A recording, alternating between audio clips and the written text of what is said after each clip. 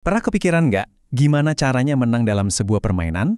Kalau kita sama sekali nggak tahu apa langkah lawan kita selanjutnya. Nah, hari ini kita akan bongkar ilmu di baliknya, teori permainan. Jawabannya, ternyata semua itu adalah permainan strategis. Dan kita bisa loh memahaminya lewat teori permainan.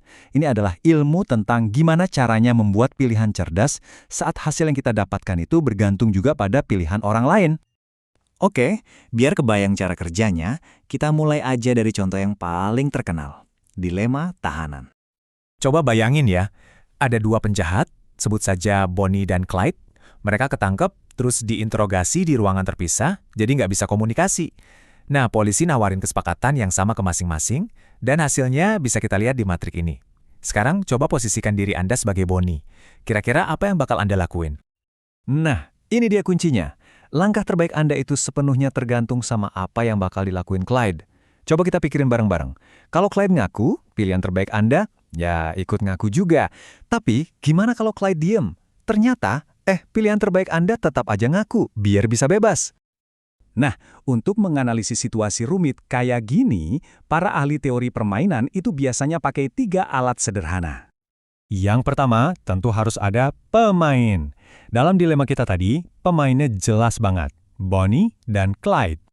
Lalu, setiap pemain punya yang namanya strategi. Nah, untuk Bonnie dan Clyde, strateginya simple, cuma ada 2, mengaku atau tetap diam. Dan yang terakhir, ada hasil atau payoff.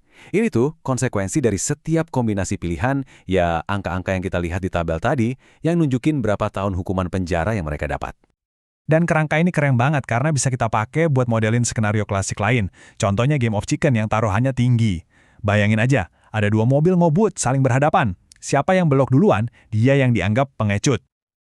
Sekarang, kita masuk ke pertanyaan utamanya.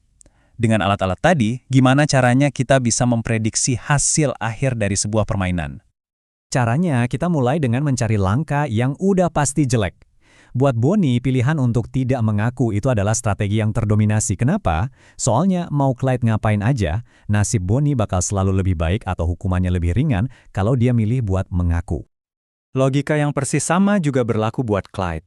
Jadi, kalau dua-duanya mikir secara rasional, mereka pasti bakal ngebuang pilihan yang jelek itu. Hasil akhirnya, kemungkinan besar dua-duanya bakal sama-sama mengaku. Nah, ini membawa kita ke konsep paling beken dalam teori permainan, equilibrium Nash. Gampangnya, ini adalah satu titik di mana setelah semua pilihan dibuat dan kita tahu pilihan lawan, nggak ada satupun pemain yang nyesel dan pengen ganti pilihan. Ada cara gampang buat ngeceknya. Coba bayangin, posisinya mereka berdua udah sama-sama mengaku. Sekarang kita tanya, apa Bonnie nyesel dan pengen ganti keputusan sendirian? Jawabannya enggak kan, soalnya hukumannya malah jadi lebih berat. Terus gimana dengan Clyde? Sama juga, dia nggak akan nyesal. Nah, karena nggak ada yang menyesal, berarti itulah equilibrium Nash-nya. Tapi kan, dunia ini nggak cuma soal dilema tahanan aja. Nah, disinilah teori permainan jadi makin seru, karena prinsip-prinsipnya itu ternyata bisa kita terapkan di mana-mana. Kerangka yang sama bisa kita kembangkan buat menganalisis permainan yang jauh lebih kompleks. Misalnya yang ada unsur untung-untungan, atau yang informasinya nggak lengkap, bahkan buat melihat strategi yang berevolusi seiring waktu. Contohnya, masalah Monty Hall yang terkenal itu. Mungkin intuisi kita bilang ya sama aja mau pindah pintu atau enggak, tapi teori permainan justru membuktikan sebaliknya. Anda itu harus selalu pindah pintu.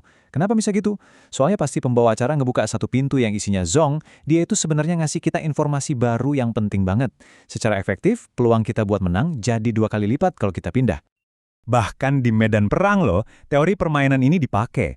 Dulu, pasukan sekutu itu memprediksi armada Jepang bakal lewat rute utara di Laut Bismarck.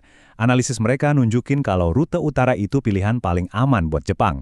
Dalam artian, skenario terburuk di rute utara itu masih lebih mending daripada skenario terburuk di rute selatan. Dan tebakan mereka tepat sasaran. Teori permainan evolusioner bahkan bisa ngejelasin siklus di alam, persis kayak di permainan batu gunting kertas. Coba bayangin, kalau di satu populasi terlalu banyak yang milih batu, Otomatis kan, strategi kertas yang bakal sering menang dan makin menyebar. Tapi, pas kertas sudah jadi dominan, Nah, giliran si gunting yang muncul jadi penyeimbangnya. Ini ngebikin siklus yang nggak ada habisnya. Nggak ada satu pemenang mutlak. Mirip banget kayak hubungan predator dan mangsa di alam liar. Jadi, apa sebenarnya poin utama dari semua ini? intinya, teori permainan itu bukan sekedar soal hitung-hitungan. Ini tuh kayak sebuah bahasa universal buat kita ngertiin interaksi strategis. Mau itu di lelang ekonomi, konflik politik, evolusi biologi, atau bahkan pas kita lagi negosiasi dalam kehidupan sehari-hari. Ini tuh ngasih kita kacamata baru buat ngelihat dunia. Maksa kita buat mikir lebih jauh, bukan cuma apa ya yang harus saya lakukan, tapi juga kira-kira mereka bakal ngapain, dan saya harus merespons gimana. Jadi, sekarang setelah Anda tahu alat-alatnya, coba deh pikirin lagi, permainan apa aja sih yang sebenarnya Anda mainkan setiap hari?